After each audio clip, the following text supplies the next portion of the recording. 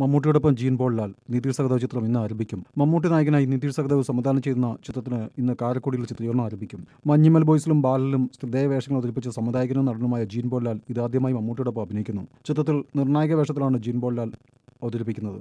സിദ്ധാർത്ഥ് ഭരതനാണ് മറ്റൊരു പ്രധാന താരം. നിരവധി പുതുമുഖങ്ങളും അണിനിരക്കുന്നു. 50 ദിവസത്തെ ചിത്രീകരണമാണ് കാരക്കുടിയിൽ. തുടർന്ന് എറണാകുളത്തേക്ക് ഷിഫ്റ്റ് ചെയ്യും.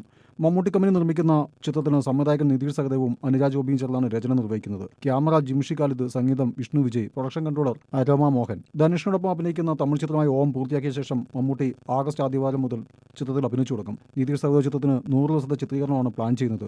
തുടർന്ന് മട്ടാഞ്ചേരി മാഫിയാണ് മമ്മൂട്ടിയെ കാത്തിരിക്കുന്നത്. ഉണ്ട എന്ന ചിത്രത്തിന് ശേഷം മമ്മൂട്ടിയും സംവിധായകൻ ഖാലിദ് റഹ്മാനും ഒരുമിക്കുന്ന ചിത്രത്തിൽ നസ്ലൻ, ആസിഫ് അലി, ലുക്മാൻ എന്നിവരാണ് മറ്റ് പ്രധാന താരങ്ങൾ. ആസിഫ് അലി പ്രതിനായകനായാണ് എത്തുന്നത്. പ്ലാൻ ബി മോഷൻ പിക്ചേഴ്സിന്റെയും യൂണിവേഴ്സൽ സിനിമാസിന്റെയും ബാനറിൽ ഖാലിദ് റഹ്മാനും ബി രാകേഷും ചേർന്നാണ് നിർമ്മാണം. നിയോ കൃഷ്ണ, സുഹാസ്, ഷറഫ്, തസ്ലീഖ് അബ്ദുൽ സലാം എന്നിവർ ചേർന്നാണ് തിരക്കഥ.